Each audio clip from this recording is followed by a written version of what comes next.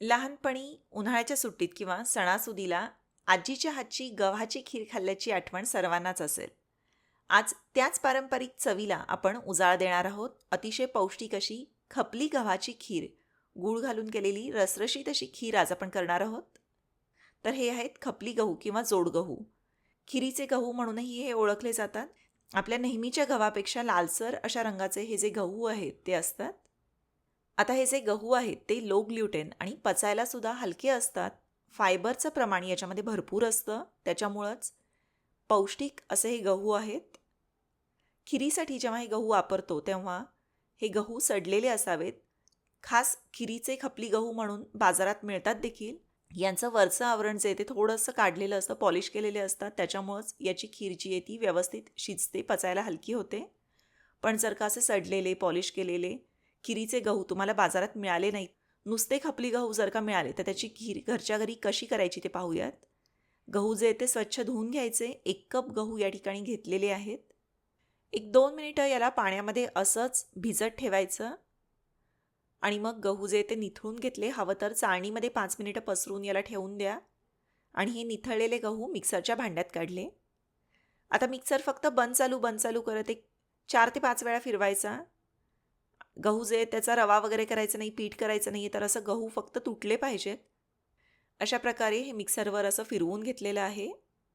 आता हे पाण्यामुळं थोडंसं ओलसर झालेलं असतं. असं केल्यानं काय होतं, वरचं जे थोडंसं आवरण आहे ते निघायला मदत होते. पण आत्ता हे ओलसर असल्यामुळं काय करायचं, असं ताटामध्ये पसरून फॅनखाली 10 ते 15 मिनिटं याला सुकवून घ्यायचं आहे. हे असं सुकलं की मग हातानं चोळायचं. वरची जी साले असते ती थोडीशी निघायला मदत होते. जेवढी निघेल तेवढी निघाली, नाहीतर हरकत नाही तसंच वापरलं तरी. आणि मग याला थोडंसं असं पाखडून घ्या आणि मग फुंकर मारली की हलकी हलकी जी साल असते ती निघून जाते. ही सगळी प्रोसेस केल्यानं काय होतं, गहू जी आहे ती पटकन शिजायला मदत होते आणि चवीला ही खीर छान लागते. आता हे खिरीचे गहू शिजवून घेण्यासाठी कुकरमध्ये जेवढा गहू आपण घेतला होता त्याच्या 4 ते 5 पट पाणी जे आहे ते काढलं आहे. या ठिकाणी 5 कप पाणी जे आहे ते कुकरमध्ये काढलेलं आहे. पाण्याला एक चांगली उकळी येऊ द्यायची आणि मगच याच्यामध्ये हा जो गहू आहे तो घातला. 5 मिनिटं मंद आचेवर असंच झाकण न लावता याला शिजवून घ्यायचं आणि मग कुकरचं झाकण लावून मंद आचेवर 4 शिट्टी घेऊन हे जे गहू आहेत ते शिजवून घेतले आहेत. गॅस बंद केल्यानंतर सुद्धा पूर्णपणे वाफ गेल्यानंतरच झाकण उघडा. हे बघा, कुकरचं झाकण उघडल्यानंतर गहू व्यवस्थित अगदी मऊ आणि आतपर्यंत शिजला आहे का ते चेक करायचं. आता याच्यामध्ये गव्हाच्या दुप्पट म्हणजे 2 कप गूळ घातलेला आहे. ज्यांना गोड अतिशय कमी आवडतं त्यांनी 1.5 कप गूळ घातला तरीसुद्धा चालेल. ही जी खीर आहे ती रवीनं छान अशी घोटून घ्यायची. हे थोडंसं कोमटच असतं, त्याच्यामुळं गूळ जो आहे तो आपोआप वितळायला लागतो. असंच तुम्ही कुकरमध्ये देखील खीर जी आहे ती शिजवून घेऊ शकता, पण व्यवस्थित दिसावं याकरता मी जाड अशा कढईमध्ये हे काढलं आहे. मंद आचेवर शिजवून घ्यायचं याला. गूळ पूर्णपणे वितळेपर्यंत याला शिजवून घ्यायचं आहे. तोपर्यंत एक एक पुढचं साहित्य आपण याच्यामध्ये घालत जाऊ.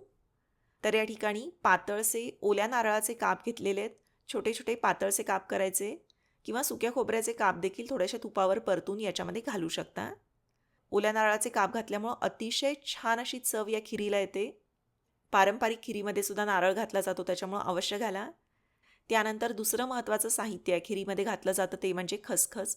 1 मोठा चमचा खसखस भाजून घ्यायची आणि ही भाजलेली खसखस याच्यावर घालायची आहे. त्यानंतर वेलची पूड घातली, थोडंसं जायफळ किसून घातलं आहे. पुढचं महत्त्वाचं साहित्य म्हणजे सुंठ पावडर आणि बडीशेपची पावडर. याच्यामुळं सुद्धा खिरीला खूप छान असा स्वाद येतो आणि पचायला ही खीर जी ती हलकी होते. जर तुम्हाला एखादा स्पेसिफिक स्वाद आवडत नसेल, सुंठेचा आवडत नसेल, बडीशेपचा आवडत नसेल किंवा जायफळ आवडत नसेल तर नाही घातलं तरीसुद्धा चालेल. पारंपरिक खिरीमध्ये सुकामेवा वगैरे घातला जात नाही, नारळाचे कापच घातले जातात. पण आवडत असेल तर थोडेसे सुक्या मेव्याचे काप तुपावर परतून याच्यामध्ये घालू शकता, अतिशय छान लागतात. सगळं छान हलवून घेतलं, गूळ वितळला, 2 मिनिटं खीर छान अशी रटरटून शिजली की आपली गव्हाची खीर जी आहे ती तयार झाली. आता सर्व करताना काय करायचं, ही गरम गरम खीर घेतली, याच्यावर दूध घालायचं. गूळ घातलेला असल्यामुळे या खिरीमध्ये दूध जे ते डायरेक्ट घातलं जात नाही. खिरीवर गरम दूध घालायचं, वरून एखादा चमचा साजूक तूप घातलं की छान अशी आपली पारंपरिक खपली गव्हाची खीर जी आहे ती तयार झाली. खास करून सोलापूर भागात ही जी खपली गव्हाची खीर आहे ती केली जाते. अतिशय सुंदर अशी चव लागते. तुम्ही सुद्धा जरूर करून बघा. त्याचप्रमाणे याची रेसिपी तुम्हाला कशी वाटली ते मला जरूर कळवा. व्हिडिओ आवडला तर व्हिडिओला लाईक करा. व्हिडिओची लिंक तुमच्या मित्रमैत्रिणींसोबत, नातेवाईकांसोबत जरूर शेअर करा. धन्यवाद.